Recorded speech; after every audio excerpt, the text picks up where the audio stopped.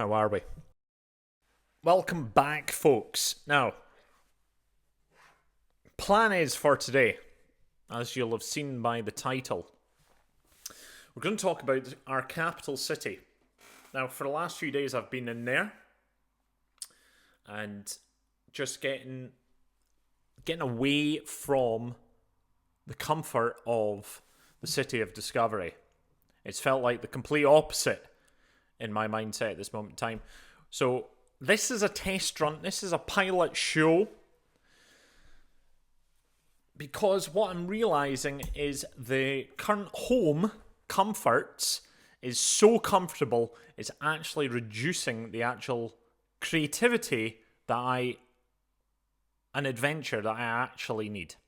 I mean, this gaff is beautiful, as you can probably see. I don't know. We've got a piano. Let's see if I can do this. If you're listening... Oh, there we go. If you're listening, this won't make any sense, but I'm turning the camera. I've got everything's all set up. My flat's doing good. We've got all the music in the right places. We've got my golf ball markers, all aligned up in sort of like army medal trays. We've got some wisdom books all set up. We've even got the recording stuff set up for violining. And the one thing that I'm feeling though is I'm too comfy. I'm needing some change of scene. So to do a bit of a change of space without doing something seriously mistaken, I went to Edinburgh for a few days. So booked a Airbnb. And if you're finding this like riffing, this is fine because I haven't really prepared. I've asked Claude to tell me some stuff about Edinburgh, but primarily it doesn't matter about Edinburgh. The fact is that it was a new environment. So what have I done? I went to Holyrood because there's May elections on at this moment in time, because I've never been to Holyrood, because, to be honest, I don't really care about any of the politicians that I have in front of me because I don't trust any of them. But I thought, since there's a campaign on and I'm probably going to vote, who should I be voting for? Well, I wanted to go and look at the place that all that sort of stuff happens. So went to that on Tuesday.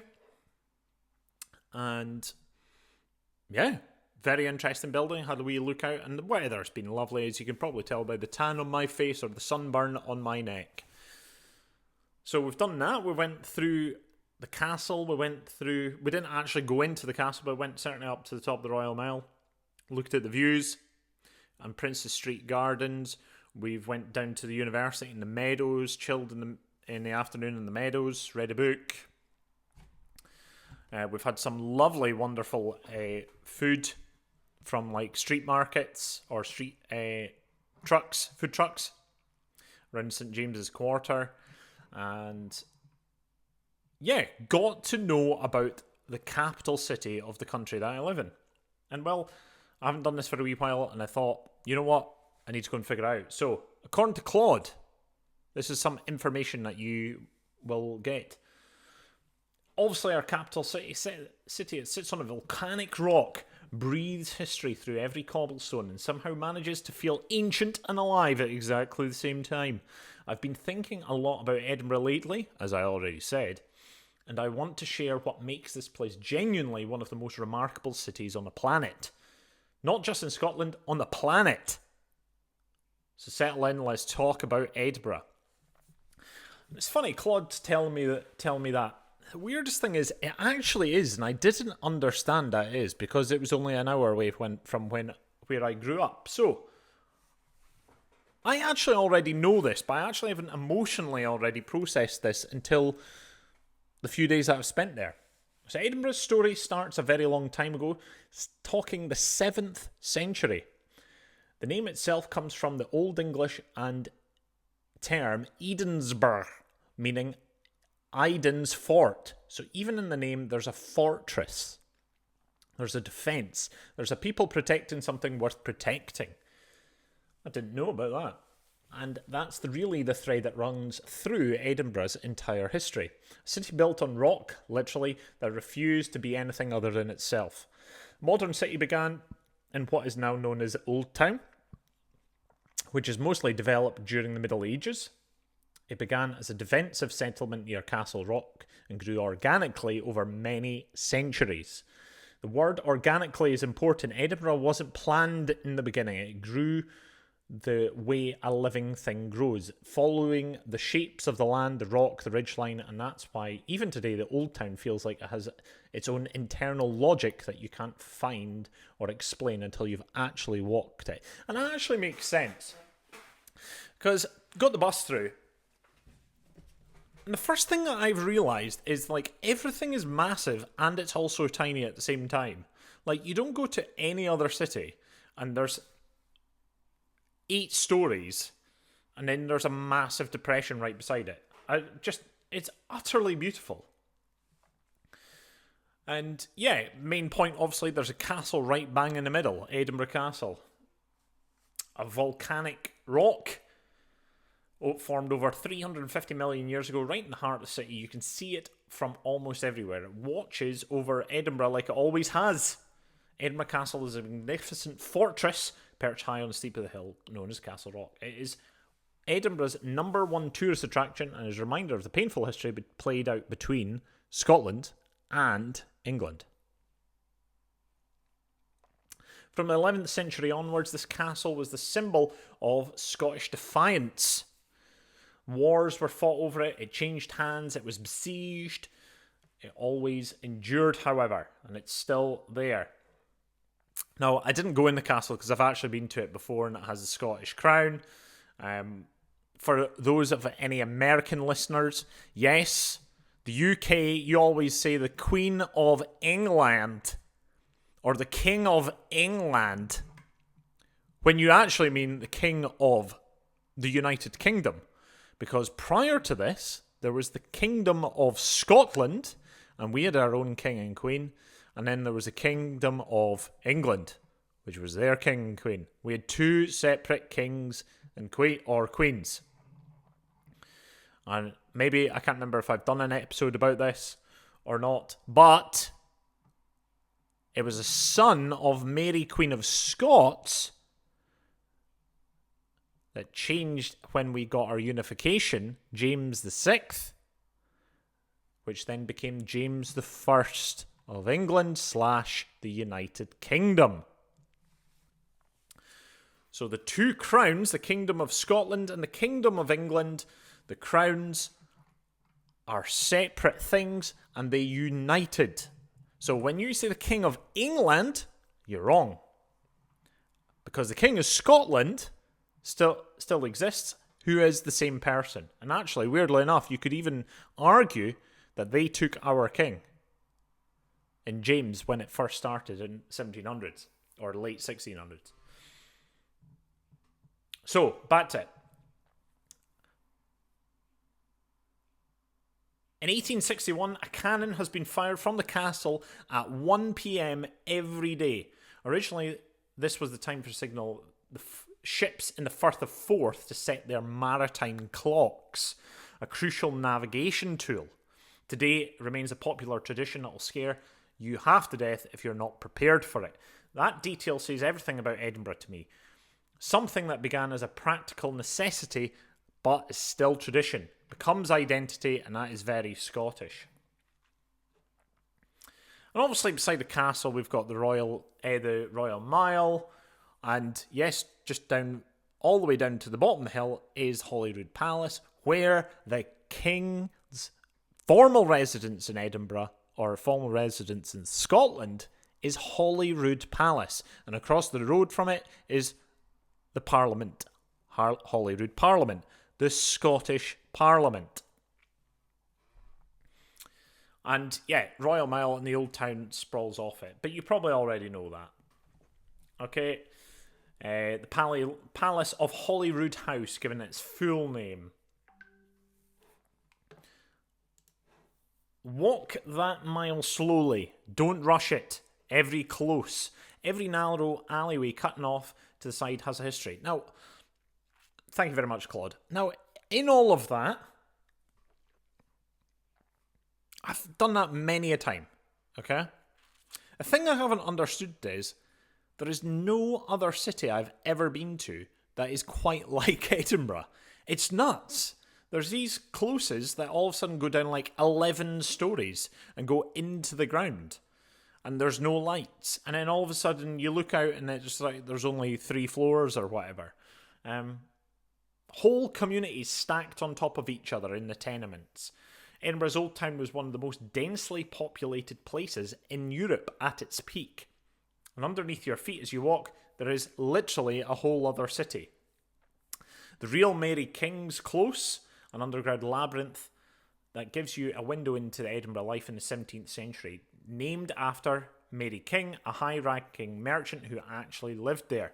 You can walk through it today, guided by costume characters to bring your history to life. It's one of those experiences that stays with you. Yeah, again, I've done that before, but I haven't fully appreciated that until this week, basically. Now, I mentioned Mary Queen of Scots, the woman who shook Edinburgh. Speaking of the Royal Mile, we have to talk about Mary Queen of Scots because her story and Edinburgh's story are completely intertwined. One of the most significant events in the history of the Royal Mile was the return of Mary Queen of Scots to Scotland in 1561. Her arrival in Edinburgh marked a pivotal moment in Scottish history and had a profound impact on the city's political and cultural landscape. Didn't know that.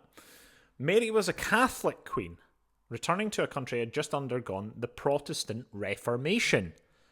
She was young, she was charismatic, she was controversial. She married badly. She was implicated in her husband's murder.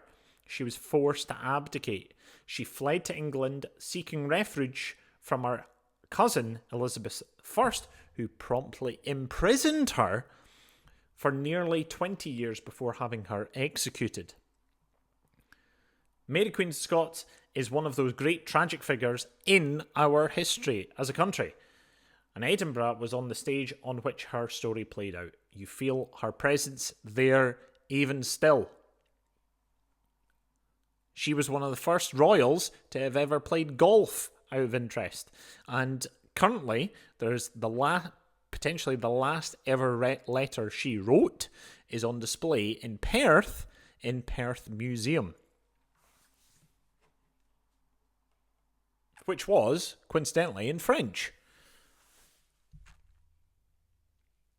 The Reformation. Now, for those unreligious types, or not really a clue of religion, Reformation, as I've found out, is when things change from being just Catholic only to then changing into Protestants, finding the religion of Protestantism. You can't talk about the 16th century Edinburgh without mentioning John Knox, who was a man from Edinburgh, the man who fundamentally changed the Scottish religion and arguably the Scottish character. Knox was the leader of the Scottish Reformation, a fiery, uncompromising Protestant preacher who believed absolutely in what he stood for. He once described Mary Queen of Scots as a danger to the true faith of Scotland. Their meetings were legendary for their tension. And in the largest cathedral on the Royal Mile, St Giles Cathedral, is closely associated with John Knox, a leader of the Scottish Reformation, where he once preached. The cathedral itself is extraordinary, originally founded in the 12th century. A crown steeple that dominates the old town skyline, along with many other spires. Inside the Thistle Chapel, home of the Order of the Thistle, is Scotland's highest order of chivalry. An absolute masterpiece of carved stonework, and is one of the royal sort of committees or groups of dignitaries, because, like England, there isn't a Scottish aristocracy still in this country, and that is usually known as aides to the royal family, King Charles and Queen Camilla, and it's known as the Order of the Thistle. If you've ever been in Edinburgh, please go to St Giles. Yeah, again, I've been to this cathedral before. I've played concerts in this cathedral before. Yet, is phenomenal.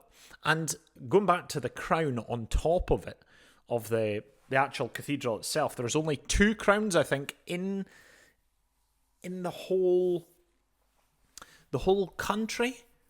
I think that's correct. And there's only 2. I think St Giles Cathedral and King's College at the University of Aberdeen, which is my alma mater. Act of Union in 1707. One of the most contested dates in Scottish history. On the Royal Mile, on the old Parliament House, which is opposite St Giles, beside Parliament Square, the Act of Union between Scotland and England was ratified in 1707. This event forever altered the political landscape of both nations, leading to the formation of the Kingdom of Great Britain. Scotland gave up its independent parliament. The reasons were complex economic pressure, political manoeuvring, the promise of access to English trade, which would boost our economy and the lives of our people. Many Scots felt it was a betrayal. Robert Burns, our national bard, himself wrote about it with fury. Bought and sold for English gold, he said. That resentment never fully went away, and frankly, it's part of why Scottish identity remains so fierce today. Sometimes the things taken from you define you more than the things that you keep, according to Claude.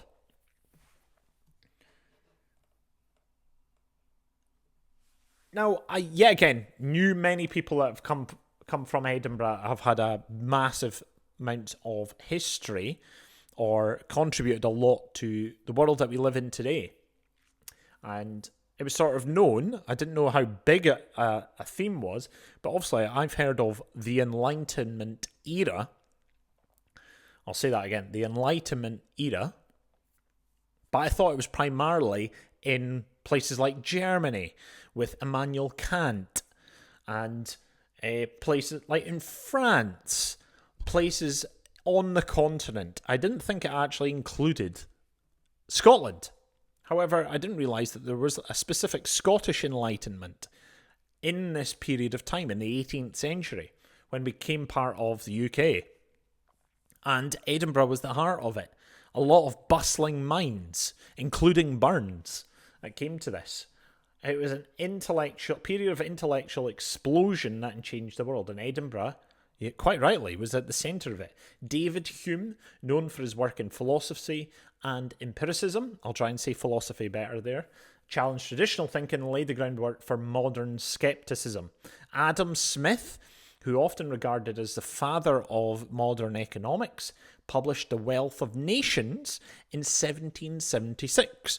That is 250 years ago. And coincidentally, United States of America is their 250th anniversary, the same year that the Declaration of Independence was made and written, and when they became an independent country, it's the exact same year that the Wealth of Nations that was created. And a lot of the Constitution in the US was founded on this book in terms of liberty and wealth and free trade.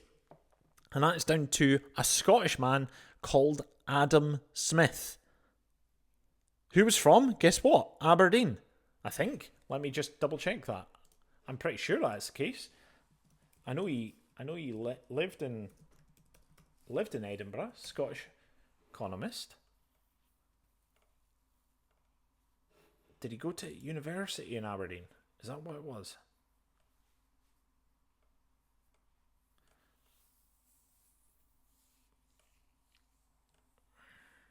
Maybe I'm just lying there.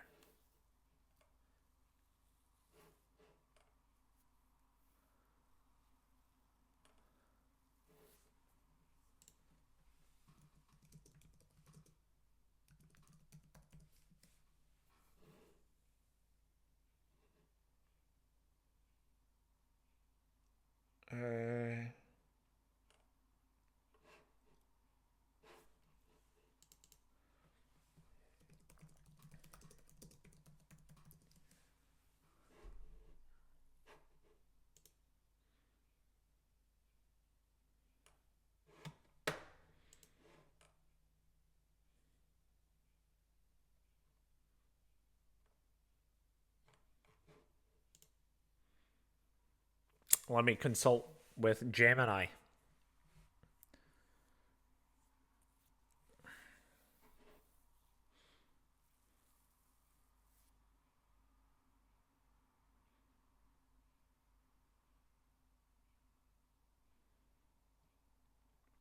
Oh, similar, different dude. Oh, interesting. He went to Glasgow and then was part of Edinburgh.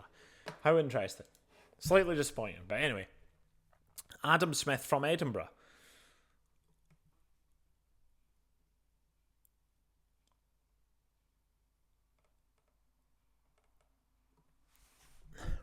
I've lost my train of thought.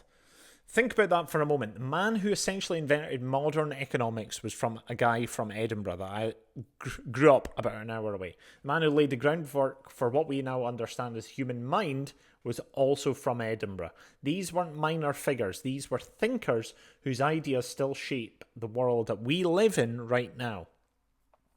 Edinburgh became the capital of learning, literature, intellectual activity, debating, hosted such nobles as David Hume, as I said, Adam Smith, Sir Walter Scott, who was instrumental in the Union, and Robert Louis Stevenson, the man who gave us Treasure Island, Dr. Jekyll and Mr. Hyde.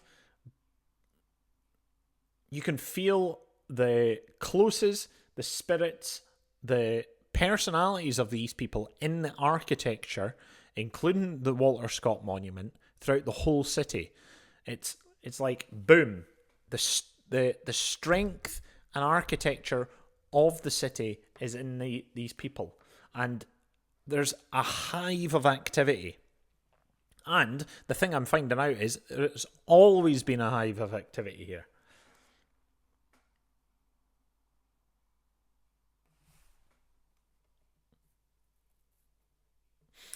Walter Scott, who essentially invented the historical novel as a genre, who almost created the Scottish Highland culture and history, and was born in Edinburgh. Now, I mentioned the Old Town, where the castle is, where the Royal Mile is, and anything off it, and Princes Street Gardens, which actually used to be a loch. But over the other side of the bridges, towards Princes Street, which was known as the New Town. Now, the Old Town and the New Town together are UNESCO World Heritage Sites for cultural purposes. Okay, the New Town was built in the 18th century after this new union, and showcases of much different sort of architecture and culture. Okay, with grand squares and these sort of circle crescents, reflecting the expansion and change during the Enlightenment. And that's all sort of Georgian because of King George of the period of time. It's big change. These are massive buildings, bold but different and ornate and stronger looking architecture. And it was basically because they realised there was so much disease and illness happening because of all of the compactness on the Old Town. They came over the bridge, or came over the land, over the gardens, and on this sort of slightly flatter land made more expansive architecture and expansive buildings. So the rich wouldn't actually emigrate or migrate to different parts of the UK. They would want to keep the hegemony of thinking and thought and money in the city. You keep it in the New Town. Charlotte Square, George Street, St Andrews Square, Princes Street, ordered, grand, designed to project confidence and sophistication. Edinburgh saying we are not just a medieval fortress city, we're a city of ideas. And 2 weeks ago, I went up the Walter Scott Monument, and it's a soaring sort of Gothic masterpiece which dominates the skyline. Fun fact, the actual use of the monument now, there was a competition back in the day, there was a committee held for it, and this one placed in the top 3. There was 3 winning things after a vote of all the dignitaries, and then they couldn't figure out which one to do, so they had a round 2. And this guy made a few adjustments and made it slightly cheaper. So that's the one that they ended up using a couple of years later. Now, the funny thing about it is it used to be a lot lighter, pinker, or more sandstone, but because of all the coal and smoke coming from chimneys, the reason that's why a lot of the Scottish buildings, or the big buildings in Edinburgh, have this sort of blackened, darkened, gothic vibe to it. It's because the soot came from the coal. And that's why Sir Walter Scott Monument also looks quite dark. And it's situated in Princes Street Gardens. It's the largest monument to a writer anywhere in the world, and you can climb it for £9. The views are extraordinary. Festivals is also what it's known for. And this came in 1947, so after the Second World War. There was a bit of depression. We need to uplift people. We wanted to bring musical artists for a festival of music to reinvigorate the local population. And it was called the Edinburgh International Festival, a citywide festival celebrating drama, music, and other art from Scotland and beyond. It started just 2 years after the war. A city, a continent trying to heal through culture, through art, through coming together. And that origin gives the Edinburgh festivals a meaning that goes far beyond entertainment. Now, from that, it became very successful. There was a little bit of a fringe festival, which wanted to do with extra bits. Okay, it was for more smaller, on the fringe, up-and-coming artists, to try and experiment, and to an opportunity for a platform for them to grow in all other forms: ballet, theatre, films, art exhibitions. Fringe started because performers weren't invited to the official one, showed up anyway and performed whatever they would. That spirit, that refusal to be excluded, that determined to be heard, a deeply Scottish value. Today, the Edinburgh Fringe is the largest arts festival in the world. Every August, the city transforms completely. The population explodes, almost doubles from the about 500, 600,000. It comes at over 1 million because there's so many people from all over the world that want to come and experience Edinburgh festivals. Every pub, every church, every car park, every stairwell, every cobble on the high street, on the Royal Mile, becomes a performance venue. Comedians go on to become global stars, do their first shows in the Edinburgh Fringe. It's raw, it's chaotic, it's exhausting, it's completely alive, as Claude says. What I would try and say, my own personal experience of it, is imagine going to a football game, all right? And it's a big game. There's 60,000 people. It's busy, but everybody is going in one direction. They're going to the game. And then, once the game happens, everybody leaves from the game. The difference for that is the festival in Edinburgh is happening on every road, but everybody is going in a different direction. It's an absolute circus. It is phenomenal. It must be terrible for people in the city itself, but it's phenomenal for any visitor or any particular person that wants to go and experience the city. Festivals will attract over 4 million visitors and generate over 400 million for the local economy. And then there's obviously Hogmanay, Scotland's New Year. The annual Hogmanay celebrations cover 4 days of processions, concerts, fireworks, and the street party beginning in Hogmanay itself. It never does things quietly, our capital city. Then we got back our Scottish Parliament, as I said, with Holyrood. In 1997, the referendum was granted in Scotland for its own parliament, and it officially opened in 1999. However, it took a few years for the new building to be designed, so they did it in the Church of Scotland General Assembly building up on the Royal Mile until 2004, when Holyrood Parliament opened. And the building is actually quite cool because it's supposed to sort of aim to, after the tour, is supposed to sort of be a personal or representation of the land of Scotland. The people coexist with the nature, with the architecture of the land, It's known for sailing, it's known for the mountains, it's known for the sea, it's known for its woodlands, it's known for its nature.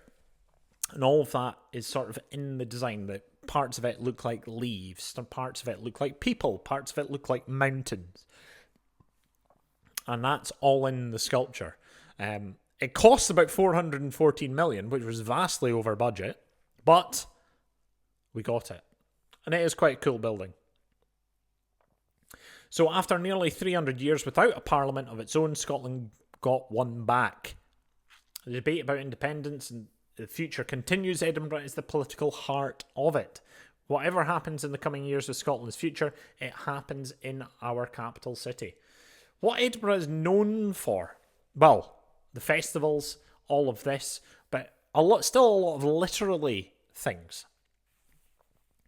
And here's stuff I didn't know. I knew that J.K. Rowling was from it, and obviously Harry Potter, as a roll-on to that, comes from Edinburgh.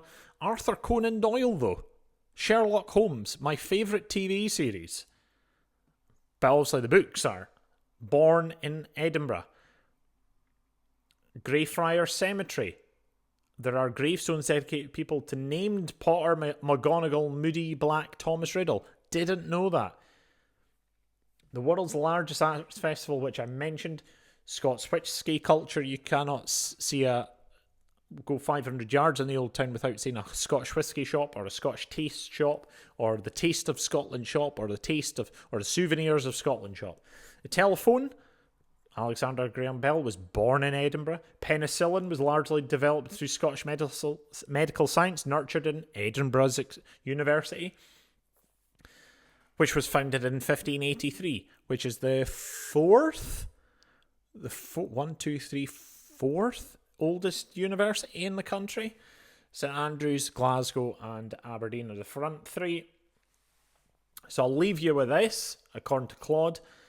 It's never been comfortable with being forgotten. It's fought over, suppressed, rebuilt, reinvented, and every time it came back stronger and more itself than it before. Old Town, New Town, medieval and the Georgian, ancient castle, the modern parliament, the fringe, the military tattoo. All of these contradictions make them beautiful. It's a city that takes Scottish wisdom seriously and exports it to the world. That's Edinburgh. And if you've never been, please go. That's Claude saying and me saying. And if you've ever been, you already know exactly what I mean. And with that, Time Out has made Edinburgh the third best city to visit in the world, and live in the world at this moment in time. It was Melbourne, it was Shanghai, and then Edinburgh, and then the fourth one is London. So Edinburgh, for the first time, has become a more appealing place to live and visit than London, our capital city of the UK. I find that phenomenal, being honest. And a little bit of personal stuff. I actually went to a stand-up comedy gig at The Stand, which is in the New Town. There's three branches of The Stand. It's a stand-up comedy place where comedy happens, and loved the show. Jay Lafferty was there. There was a few upcoming comedians as well, trying to figure out new material. So the ticket only cost £10. Went to the Royal Botanical Gardens. Went to Dean Village as well. One of the old villages that was a suburb of the Old Town and the New Town, which is on the Walk of Leith. I went to find the best fish and chips in the country, as I now know, which is the New Haven Fish Market. Big shout out to the New Haven Fish Market. It's down at Leith, or in the suburb of New Haven.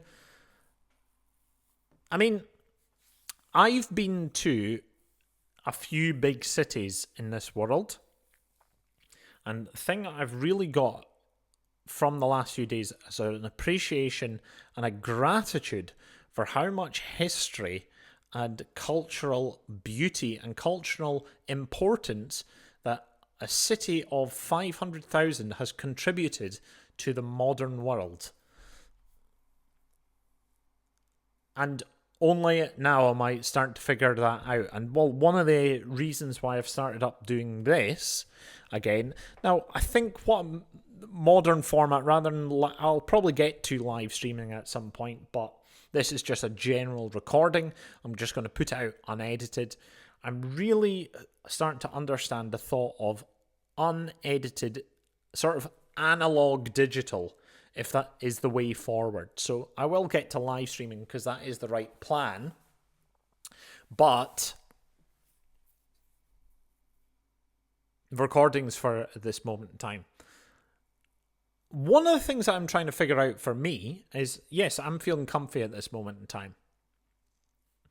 Where is a place that would actually be able to give me the full benefits, or me be able to grow and actually fully become the person I feel and believe that I could be?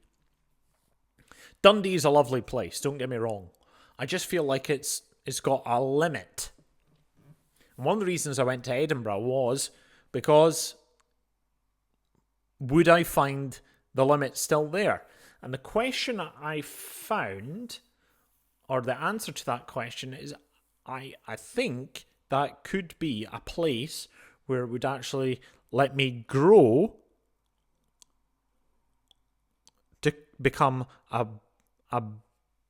better contributor to society as a whole, and better contributor to myself. It's got the biggest arts festival in the world. It's got our national rugby stadium. It's one of the most beautiful cities in the world. It's got decent public transport. It's got a beach. It's got forests. It's got a hill. It's got an old volcano. It's got a castle. It's got culture oozing in every avenue. And history. And very good coffee, I may add.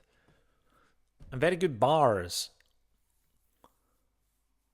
And if this Scottish Wisdom podcast ever grew to something, it would be important, I think, to be in the capital city of the namesake of this podcast. And the other thing I'm finding out is, right, and I think I've said this in a previous podcast, I'm really dumb. I'm not, when I say dumb, I don't mean dumb, but I just feel uninformed. And like some of this that people may listen to might be thinking, well, everybody knows that. Well, the thing I'm figuring out is I actually don't know that. I don't know things about my country I feel like I should already know about my country. And one of the avenues for both exploring me, but part of my identity in being Scottish, is recording this and getting it out in the ether. And I feel like that in itself is a way to growth. And it might be a helpful way of person listening to this being a way of learning something about a culture that you are from or maybe not from that you're wanting to find out. One of the things I'm finding out on social media at the moment, I don't know if it's about you, but certainly on my feed, and maybe it's because I've been researching all this stuff, is there is a vast amount of TikTokers and Instagrammers talking about Scotland. Come to Scotland. It is the most beautiful country in the world. And, like, don't get me wrong, they're probably right. But the thing about it for me is I'm looking at all these things and it's actually people from different countries that are coming in and talking about the country. Now, I'm very hospitable. But I feel like Scotland should be a place that is welcoming from and educating from a place, from a native. And this is me learning. This is one of the reasons why I'm thinking learning about my country is a good way to sell my country. And part of it, my identity. I saw a video recently, it was narrated by Billy Connolly, and he was saying, come to Scotland, it's beautiful, and there's nobody here. There's nobody here, as he says. famous comedian. And I remember somebody saying to me when I was in Melbourne, saying, "Oh, Scotland's lovely. You do realise if it was 10 degrees warmer, everybody would move here."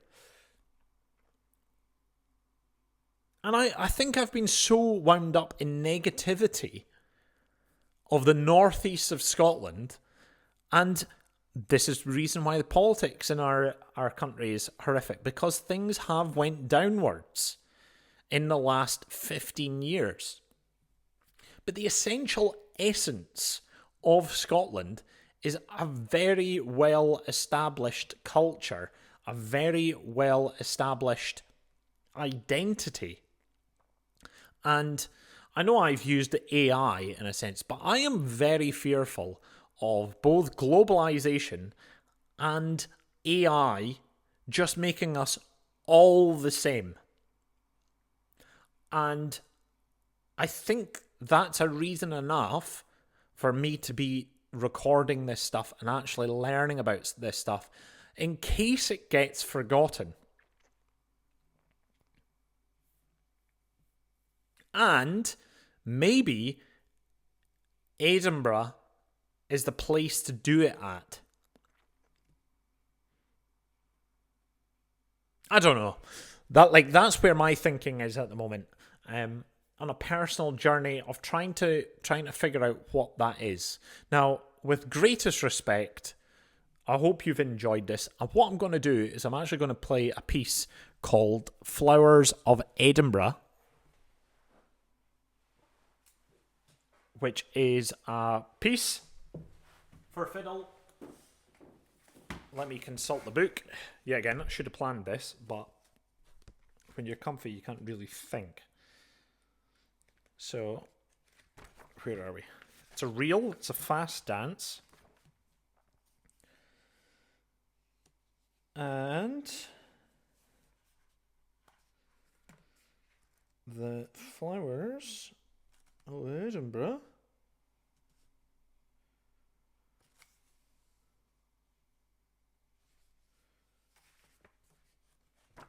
is not there.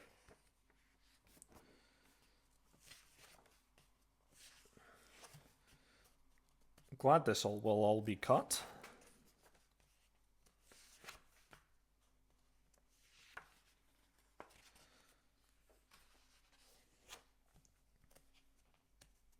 Right, what will happen is I'll cut straight to me performing. Thank you very much for listening, folks. This is the Flowers of Edinburgh.